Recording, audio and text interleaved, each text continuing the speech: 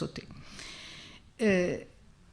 L'essentiel, et s'il n'y avait qu'une chose, qu'un élément, à quoi il faudrait être absolument accroché à la fin de l'école maternelle, en particulier pour les enfants qui viennent des milieux les plus défavorisés, c'est la question que l'on appelait dans le programme de 2002 le langage d'évocation.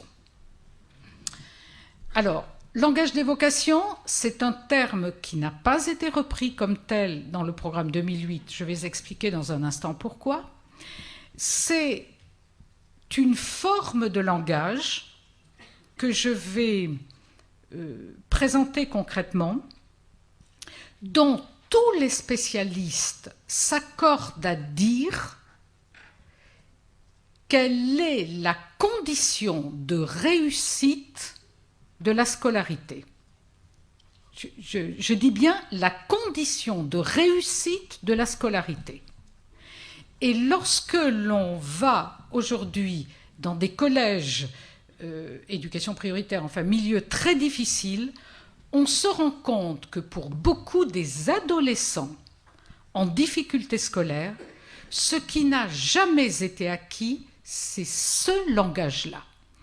Alors, ce langage-là, que le programme de 2002 avait appelé langage d'évocation, que le programme de 2008 qualifie de langage précis et structuré, langage explicite et structuré, que les linguistes qualifient quelquefois de récit,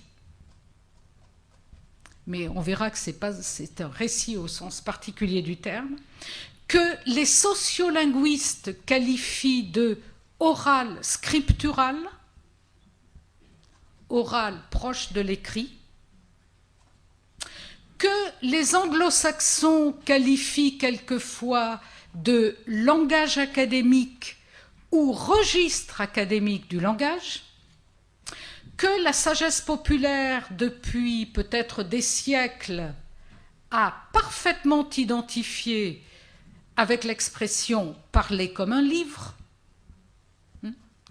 Si je le présente comme ça, c'est pour dire qu'au fond, d'où que l'on soit, même le profane, puisque quand je parle de sagesse populaire, ce ne sont pas seulement les enseignants qui sont capables de l'identifier, d'où que l'on soit, on sait percevoir que certains enfants parlent ou sont capables de parler une forme d'oral qui se caractérise par le fait qu'elle est proche de l'écrit.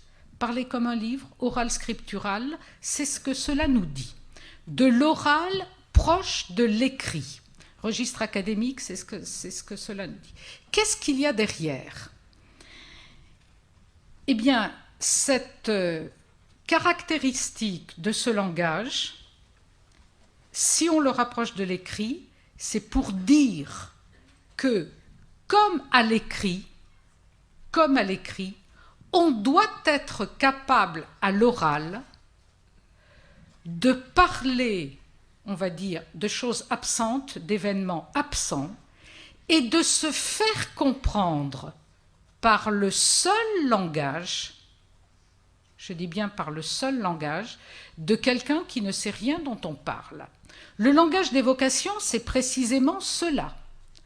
Parler de quelque chose que l'on n'est pas actuellement en train de faire ou de vivre, hein, c'est ce que traduit le terme évoquer, évoquer quelque chose qui n'est pas là, si je puis dire, c'est être capable, finalement, de se faire comprendre avec les seuls moyens du langage.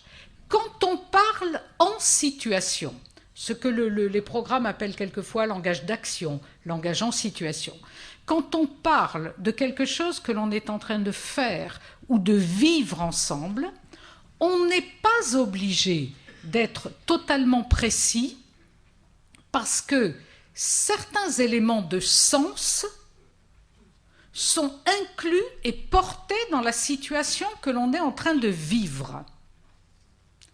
Quand on parle de manière décontextualisée, quand on parle hors situation, on est obligé de nommer tout ce dont on veut parler, donc d'utiliser un vocabulaire précis et de faire les liens, si je puis dire, entre les éléments que l'on est en train de rapporter pour signifier les relations dans le temps, les relations de causalité, les relations dans l'espace, etc. Et c'est ce que marque en règle générale la syntaxe. D'où cette idée que ce langage proche de l'écrit est structuré finalement comme de l'écrit. Alors on peut prendre un exemple pratico-pratique. Admettons une situation dans une classe maternelle de découverte du monde, mais ça vaut pour l'élémentaire aussi. On est en situation de manipulation, on est en situation de démontrer quelque chose.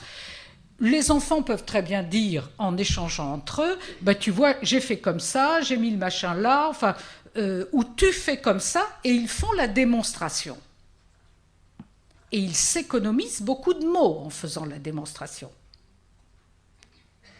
Dès qu'on est hors situation et qu'on leur dit « Alors, comment avez-vous réussi à faire ?» et qu'on enlève tous les éléments, si je puis dire, à manipuler, alors il faut être capable de nommer ce que l'on a manipulé, de dire comment l'on a fait, etc. etc. Je prends cet exemple pour que vous compreniez bien l'écart. Ce que l'on sait aujourd'hui, les sociologues sont d'accord, les psychologues sont d'accord, les linguistes sont d'accord.